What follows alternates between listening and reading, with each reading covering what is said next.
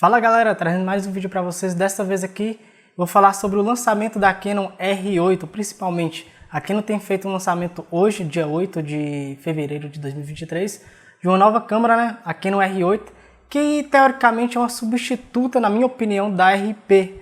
Estou filmando agora com a RP, inclusive tem aqui embaixo na descrição os equipamentos que eu utilizo para filmar, você pode estar olhando, luz, câmera, esses equipamentos assim. E olha só, a Canon lançou a Canon R8, uma câmera bem interessante aí. Ela tem novas funcionalidades, ela trouxe muita coisa assim que surpreendeu, né? Então vou falar aqui nesse vídeo o que surpreendeu nela, né? O que trouxe de novo que surpreendeu, o que eu já esperava que viria e o que eu não esperava, né? Aquela coisa que decepcionou ali também. É claro, né? Como toda câmera não é perfeita. Primeira coisa, é uma câmera que foi lançada por $1.500, então é o mesmo preço da R7. Para quem conhece a R7 sabe que é uma APC topo de linha. E agora a R8 acaba sendo uma full frame de entrada, né? Ela é uma câmera que teoricamente a Canon fala até com alguns produtores lá, alguns produtores de conteúdo de outros países, né? Quando que ela entregou a câmera para testar, e disse que ela seria uma substituta da R, teoricamente, né? Mas a R a gente sabe que é uma câmera ali que foi uma câmera de, tipo assim, de entrada para o Malte RF, não é uma câmera de entrada, é uma câmera que iniciou os lançamentos de câmeras com Malte RF. Então ela não é uma câmera de uma linha comum, ela é uma câmera específica, então ela não vai ter uma substituta exata que nem ela, uma substituta digna que nem ela, que ela é tipo uma 5D limitada, né, a 5D Mark IV limitada um pouquinho, mirrorless, e não vai ter uma substituta de verdade. Agora, essa câmera aqui, para mim, ela não é a substituta da R, tanto que a R custa, acho que custou uns $2.000 no lançamento, um pouco mais que isso, né? E agora está custando cerca de $1.800, e essa câmera veio por $1.500, então é mais barata. Porém, ela tem uma construção, a primeira coisa que meio que surpreendeu, mas às vezes pode ser esperado também, né? Depende da situação, é que ela veio com construção parecida com a RP, porém com um preço bem acima da RP. Por quê? Porque ela trouxe recursos da R6 Mark II, ou seja, ela trouxe todos os recursos de vídeo que você pode pensar praticamente da R6 Mark II, o que surpreendeu muito. Então vamos lá para o recurso, eu fiz até uma colinha aqui e eu vou estar mostrando para vocês quais os recursos novos que ela entregou. Então ela está filmando agora 4K 60p, sem crop e com oversample de 6K, tá bom para vocês? 4K 60p, sem crop. Um vídeo com autofoco funcionando, a RP faz Full HD até 60p, né? E o 4K é um 4K cropado e ainda, além de ser cropado, ele é um 4K sem autofoco. Então um 4K bem ruim, bem limitado, que tem rolling shutter, um monte de coisa assim, um monte de defeito no vídeo, que é praticamente impossível de você usar. Ele cropa muito, o autofoco fica uma porcaria, não presta. E agora essa R8, ela trouxe 4K 60p, sem crop, e com autofoco funcionando perfeitamente, ou seja, mais do que esperado. Porque eu imaginei um 4K 30 normal e um 4K 60 com crop, né? Que é mais ou menos a configuração da R10, né? Que é uma PSC ali de $1.000. Eu imaginei como ela é full frame, vai custar um pouco mais caro e vai trazer a mesma especificação. Só que não, né? Ela trouxe essa vantagem, ou seja, a mesma configuração de vídeo da R6. E é praticamente a mesma configuração da 7 IV, que custa mais de $2.000, $2.200, né? Para quem não sabe, a R6 Mark II, eu tô falando da R6 Mark II, né? Ela veio com muitas configurações, só que ela veio com preço de $2.500. Essa câmera está custando $1.000 mais barata e trazendo a mesma configuração de vídeo. E se você achou pouco 4K 60p, beleza, espera que tem mais. Ela também está fazendo em C-Log 3, que é um absurdo, assim, eu não esperava. O C-Log 3 é uma coisa que eu não esperava nunca. 4K 60 sem crop já não esperava, né?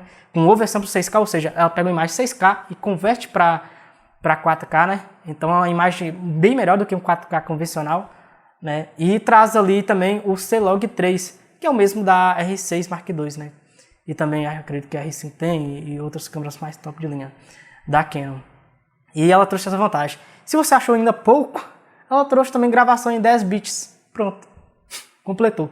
Agora, olha só, pensa numa coisa, uma gravação 8 bits é muito inferior à gravação 10 bits, né? Para quem gosta de colorizar o vídeo e tudo mais, ter aquela gama maior de possibilidades na hora da edição. O 10 bits é muito superior, não é só 20% de diferença, é muito mais do que isso, né? O 10 bits é muito mais do que 2 vezes mais de desempenho, então é uma quantidade absurda de cores representadas ali em comparação a 8 bits, né? Ou seja, com C-Log também, o C-Log 3, se você fosse fazer uma colorização, você teria pouca capacidade de fazer com 8 bits. Então 10 bits ali é justo, eu acho que encaixa muito bem junto com o C-Log. Eu não esperava essas duas funções, mas foram muito bem-vindas, né?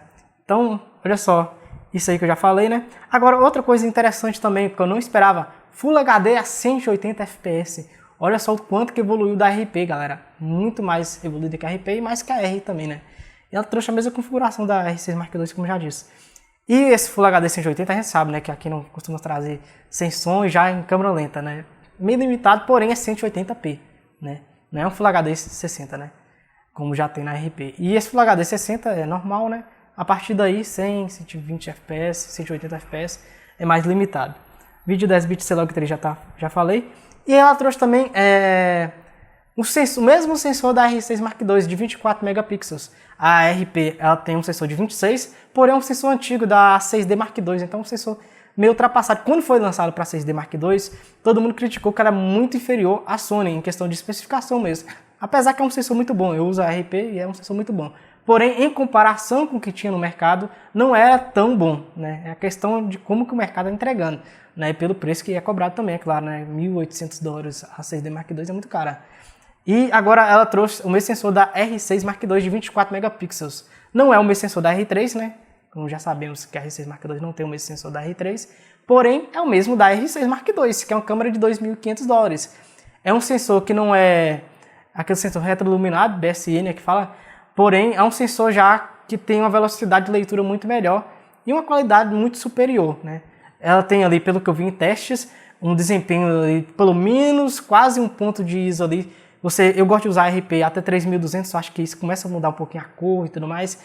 E na R8 provavelmente eu vou conseguir, se eu comprar uma câmera dessa, né? Ou quem comprar vai conseguir usar até 6400 com um nível muito baixo de ruído ainda, sabe? Um nível super utilizável.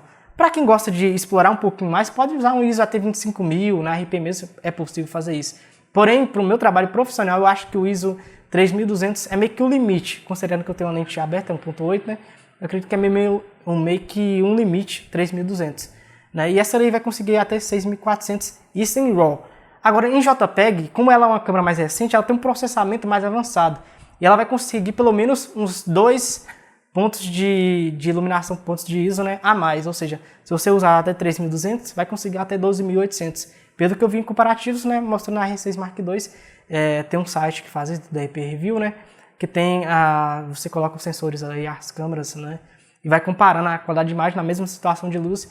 E em JPEG vai ter uns 2 pontos a mais, por quê? Não 1 ponto e 2. Porque o processamento dessas câmeras mais novas da Canon está muito melhorado, né? A partir da R5, R6, R7 mesmo tem um processamento incrível. A R7, só para você ter uma noção, tanto em foto JPEG quanto foto em RAW, ela tem uma qualidade superior à RP, que é uma full frame, né? Então a PSC sendo superior a full frame. E agora imagina uma full frame que tem esse mesmo processamento, né? É muito interessante, isso aí é uma novidade muito incrível, né? Que a Canon trouxe ali de processamento, é algo que já meio natural, que já viria. Vou tirar esse som aqui, tá me atrapalhando. Então vamos lá, o preço $1.500, mesmo sensor da R6 Mark II. E ela faz 40 FPS no obturador eletrônico, galera. É a mesma quantidade de disparo da R6 Mark II. Só para você ter uma ideia, a R3, que é a câmera mais top da Canon atualmente, né? Ela faz 30 FPS, essa ali faz 40. Então é superior. Porém, é só no obturador eletrônico, né? Como já esperado. A R6 ela faz, a R6 Mark II, ela faz 12 FPS no obturador mecânico e 40 no eletrônico, né? Essa daqui faz só 40 no eletrônico e 6 no mecânico, né? Ou seja, a metade no mecânico, né? Que é o obturador que mais importa. Porém, esse mecânico, entre aspas, que a gente vai falar um pouco sobre isso.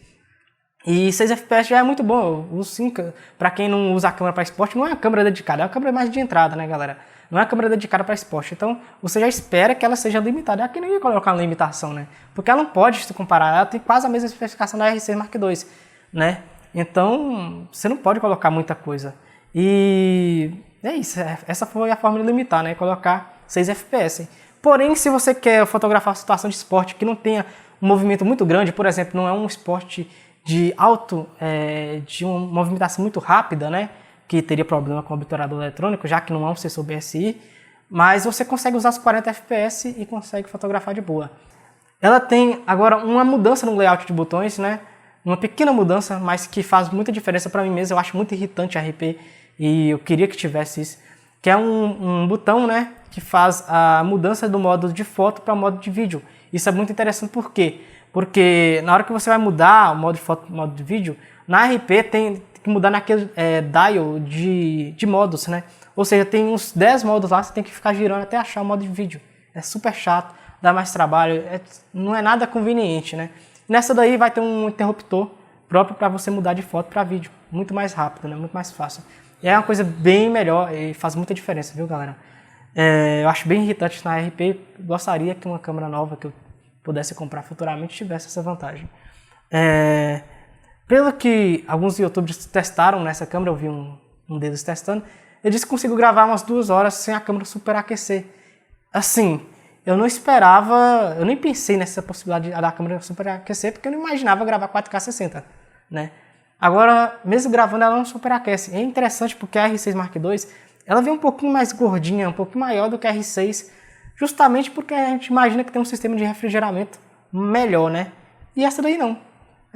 É pequenininha, o mesmo design praticamente da RP, porém não superaquece. É claro que foi gravado numa situação ali de uma temperatura muito baixa, uma temperatura ambiente assim, mais baixa, não estava um dia muito ensolarado, né? Então acabou que conseguindo nessa situação. Mas é provável que ela consiga durar mais de 1 hora ali sem superaquecer numa situação de sol quente, alguma coisa do tipo, imagino. Ou seja, é muito melhor do que até a própria R6, que é muito limitada, a R6 mais antiga, que é bem limitada nessa questão, né? Imagino que ela seja até superior nesse fator aí, eu imagino que seja. Mas isso aí tem que ser testado ainda, porque tem que colocar em outras situações, né? Então vai lembrar. Ela também tem a questão de... que é uma coisa já esperada, mas a questão de gravação quase que limitada, né? Ela limita ali em 2 horas, ao invés de 30 minutos, como era o padrão dessas câmeras da RP mesmo, 30 minutos e outras câmeras do tipo. E ela agora vai gravar tipo 2 horas sem parar, ou seja, o seu limite é a bateria. Então, ótimo, né? Então não vamos ter problemas com isso, certo? Outra coisa aqui que eu não tenho certeza se veio de fato na câmera, porque eu vi em um site de rumores, né, o Canon Rumores, que tem essa informação, só que eu não tenho certeza porque eu não vi em nenhum outro lugar ainda, né? É sobre a correção de respiração de foco. O que acontece? Essas lentes comuns, assim, tipo 50.8, essas lentes mais abertas principalmente, né, ou lente de zoom tele, elas têm um problema de respiração de foco. O que que é? Quando você muda o foco, olha só, vou colocar aqui a mão aqui, ó. Deixa eu ver se há foco na minha mão. Eu não sei se dá para perceber, a câmera muda um pouquinho o enquadramento por conta da lente. Se eu sair da cena, olha só, tem um LEDzinho ali atrás, é provável que ela tenha mudado o enquadramento um pouquinho, voltando aqui, voltou. É provável que ela tenha mudado o enquadramento, né? Então, o que acontece? Essa câmera, teoricamente, ela teria essa correção de respiração de foco que tem na R6 Mark II, é a única câmera que tinha isso, da Canon, né? Agora colocou na R8, teoricamente, tem que confirmar isso ainda. Mas se colocou de fato, né, é uma coisa muito bom para quem grava vídeo, galera, porque é muito irritante essa questão de respiração de foco, porque você faz um enquadramento, aí a pessoa sai da cena ou entra na cena e o enquadramento muda um pouquinho. Às vezes em situação de estúdio muito precisa ali, você precisa de uma certa precisão, né, para você não ter esse tipo de problema. Então é bem interessante. É uma surpresa, né? Uma surpresa muito positiva. O que ela tem também de função aqui, que esse aqui está confirmado no lançamento da Canon, né? No vídeo oficial. O pré-shooting. O que é isso? Quando você está pressionando o obturador, focando, e você está fotografando coisas de movimento, sabe? Imagina um jogador de futebol jogando futebol. E ele vai chutar para fazer um gol. E aí você está focando ali, aí você tira a foto. Aí quando você tirou a foto, você tira um pouquinho atrasada, teve aquele lagzinho, né?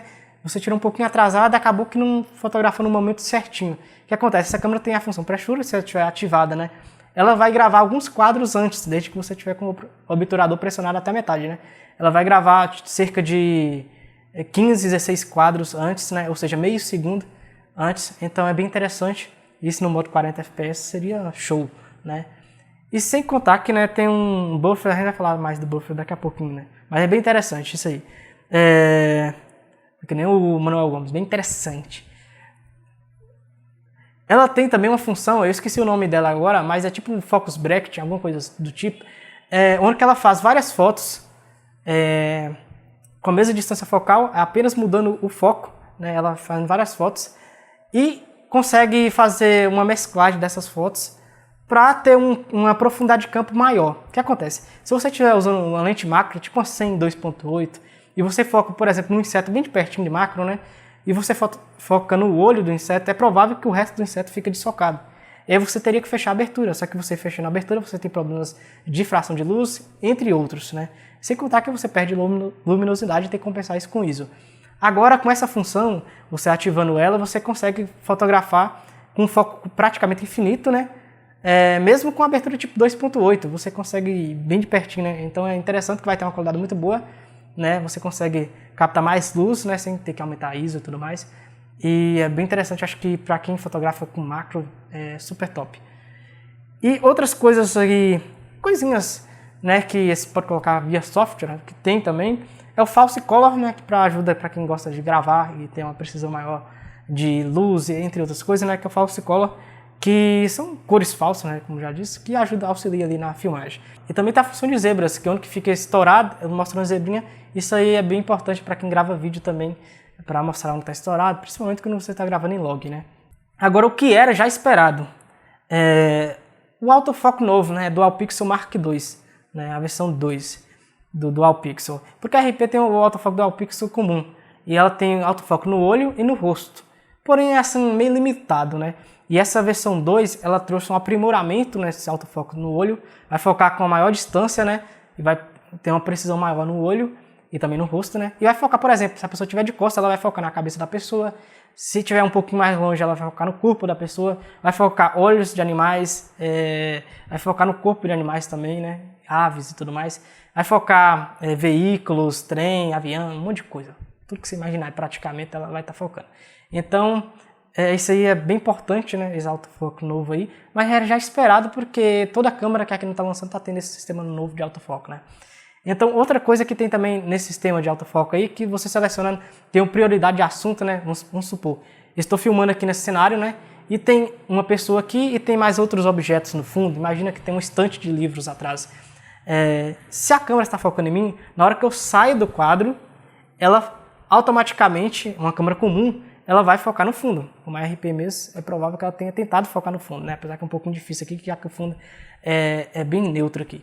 Porém, na R8, né, assim como nas câmeras mais top da Canon, o que acontece? Ela vai manter o foco no mesmo lugar e quando a pessoa voltar na cena, ela vai reajustar ali se for preciso, né? Então o foco não vai ficar indo para trás ou não vai focar, por exemplo, tem um animal passando no fundo, né? Imagina um cachorro, um gato, você está filmando na rua, vlog, né? Aí passa algum animal, aí do nada a câmera começa a focar no animal porque ela tem detecção, né? Não, dessa vez ela vai dar prioridade para pessoas, né? Principalmente a pessoa que está sendo que está aparecendo ali na frente, né? Como é comum fazer isso. Então, isso aí é muito top, mas já era esperado.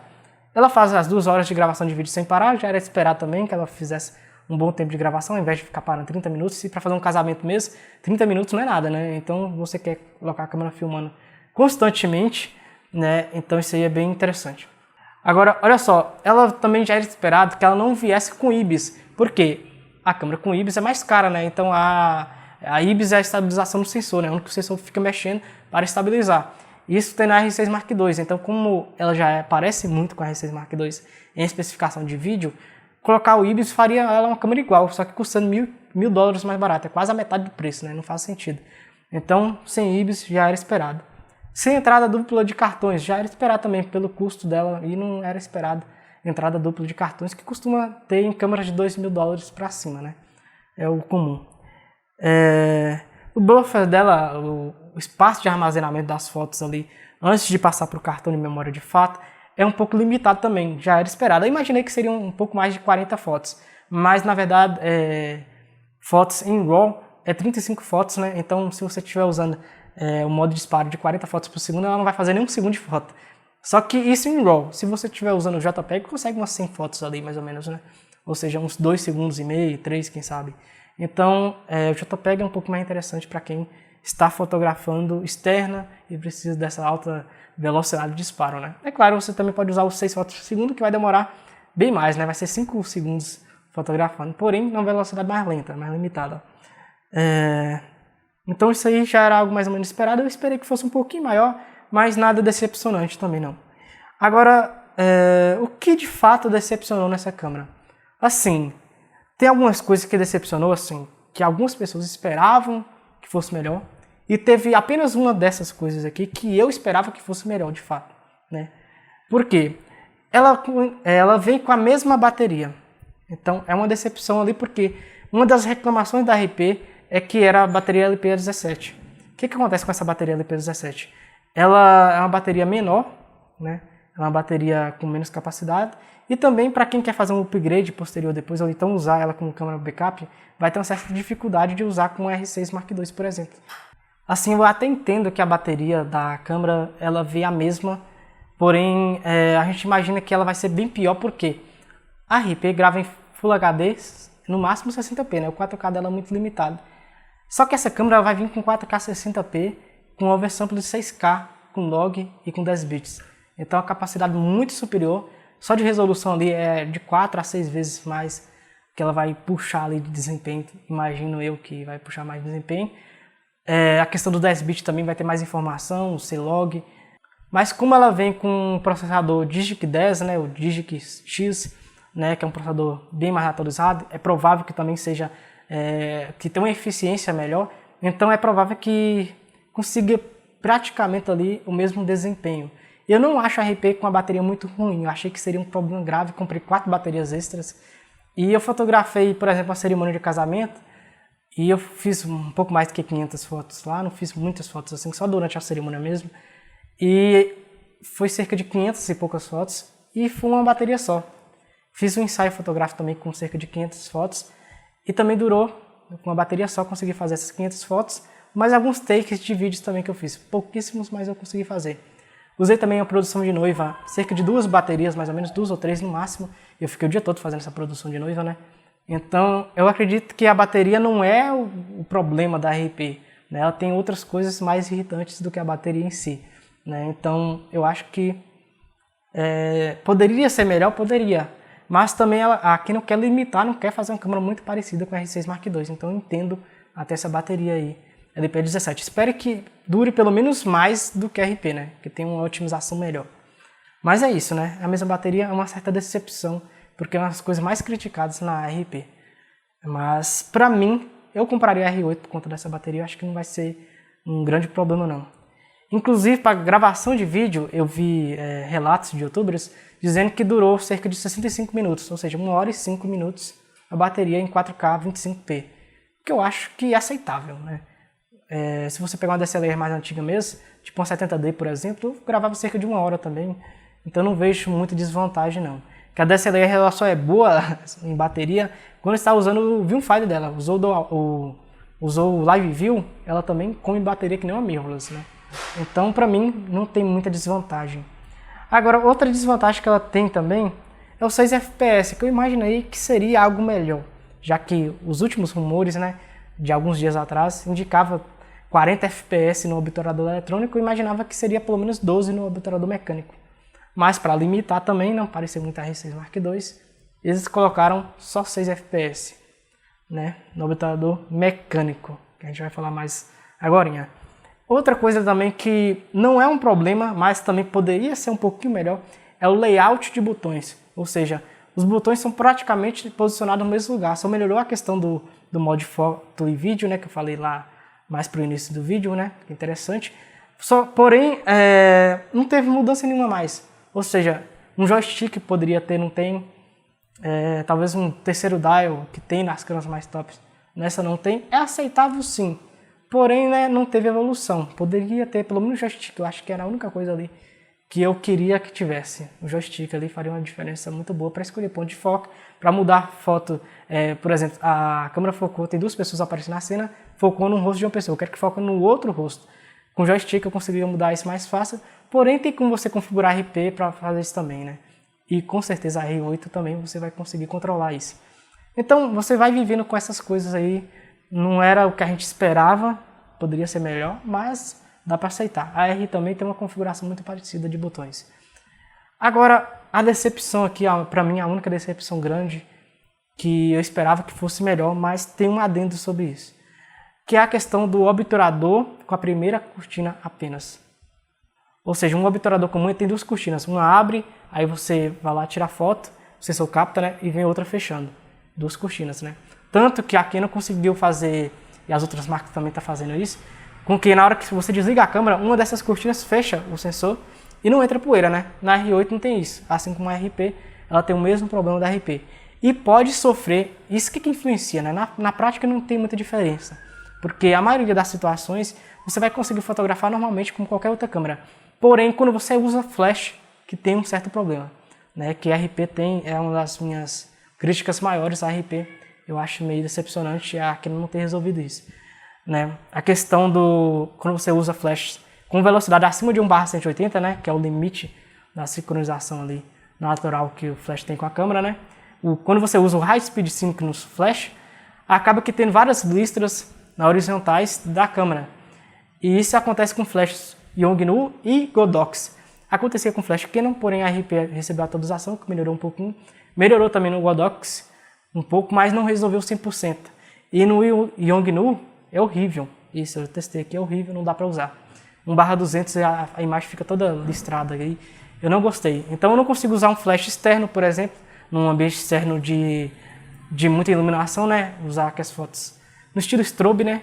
Então eu não consigo usar durante o dia.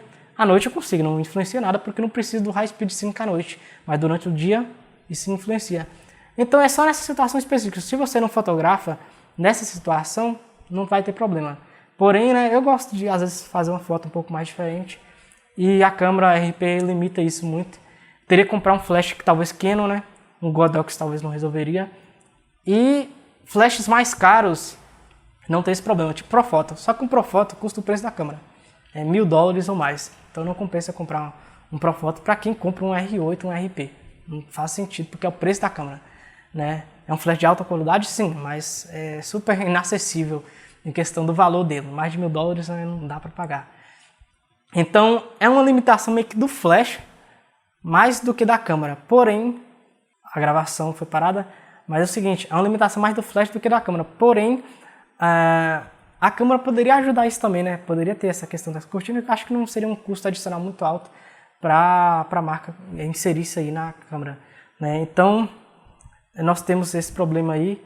Mas talvez ele seja resolvido pelo fato de que o sensor de 24 megapixels da R6 Mark II, ele é um sensor mais rápido, ele tem uma velocidade mais rápida. Isso pode influenciar e pode resolver, porque nas câmeras top de linha, a Sony A1, a Nikon Z9 e a Canon R3, elas têm um obturador eletrônico que fotografa até 30 fps, dependendo do modelo, 30 fps ou mais, né? A Nikon acho que até mais que isso. E elas usam o obturador eletrônico sem muitos problemas, né? De rolling shutter ou outro tipo de coisa. Porque eles têm uma leitura mais rápida, porque o sensor meio que lê dessa forma assim, ó, na horizontal vai lendo linha por linha. E essas câmeras aí, essas topzona, elas não têm esse tipo de problema. Elas não lidam muito bem. Elas não lidam mal com esse tipo de problema, entendeu? Então é provável que tenha uma certa melhoria em relação ao RP. Por quê? O que acontece? O sensor mais rápido vai ler a informação mais rápido e é provável que não tenha muita complicação com flash.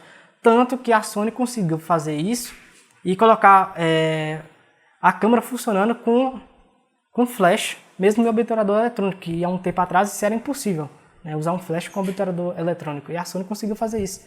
A 30 fps funciona até 1/400 mais ou menos.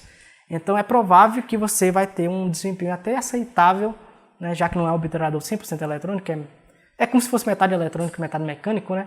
Então isso aí não vai ser, eu acho que, tão ruim quanto a RP. Mas ainda a gente tem que ver, esperar os testes e os próximos testes, ver se vai ser ou não um problema. Se for um problema é decepcionante. Agora, se resolver por conta desse sensor novo, né, em parte resolveria, eu acredito que não vai resolver com velocidades muito altas, né, mas pelo menos com velocidades mais baixas, né, tipo 1/400, 1/500, eu espero que não tenha esse problema, né? Então vai resolver em parte esse problema, eu acho.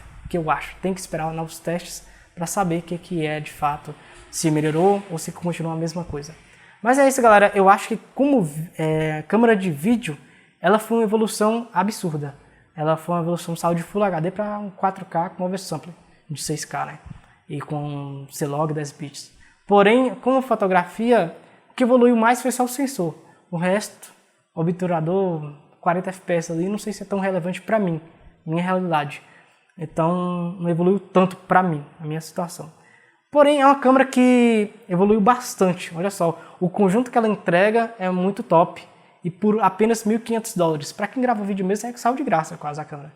Então em comparação com um R6 Mark II, só vai faltar o IBIS, o resto da câmera vai ter praticamente a mesma coisa. Então se você está gravando tripé, ela vai ter o mesmo desempenho, a qualidade de vídeo é incrível dessa câmera. Então é isso, então eu trouxe uma evolução muito grande, acima do esperado, porém com essa pequena limitação ali na questão do flash, do desempenho do flash ali, que eu achei um pouco negativo, que a gente tem que esperar para ver se de fato é um problema ou se já foi solucionado também, né? Que podem ter resolvido isso via software também, enfim. Mas é isso, galera. Eu também ouvi alguns youtubers testando com velocidades acima de 1/4000, que é uma limitação na RP, né? O resto agora em questão de qualidade da tela, vai ser a mesma tela da R6 Mark II, né? Agora o resto, qualidade do viewfinder, vai ser a mesma da RP, a construção vai ser praticamente a mesma da RP. Ela vai vir algumas gramas mais leve que a RP, 400 e poucas gramas. Então é uma câmera leve, né? Eu gosto bastante desse tipo de câmera assim, que não tem, né, muito pesada, sem necessidade, né? E a ergonomia daquela da RP, né? Não tem, né, nem maior, nem menor, nem nada do tipo. É praticamente o mesmo design, não muda praticamente nada, então eu acho que é uma evolução muito boa. Se eu compraria ou não, depende da questão do flash, né, de como ela é compatível com flash. Se for, se tiver evolução nesse sentido, né, nos próximos testes que o pessoal for fazendo, e se tiver uma evolução, eu compraria. Agora, se não tiver, eu acho que mesmo com a especificação de vídeo top, eu acho que não compensa tanto, né? Para minha situação, que eu fotografo mais do que gravo. Mas agora para a galera que gosta de gravar, é muito melhor você pegar uma câmera dessa do que, na minha opinião, do que um R7, que é a PSC, ou do que a R6 Mark II, que custa $1.000 mais cara, né? No Brasil, uns R$6.000 pelo menos mais cara. Mas é isso, aqui não precisava de fazer uma evolução maior. Espero que traga mais lentes, que abra também o mercado mais um pouquinho para marcas de terceiros, né? Que é o que está precisando na Canon. E é isso, ela trouxe também uma 24-50, uma lentezinha de kit, né? Que custa ali uns $200, achei um pouquinho cara, mas é uma lentezinha pequenininha, dá para você usar no kit ali. Com a lente, ela vai custar $1.700, né? Então é um pouco mais cara, não sei se compensa tanto.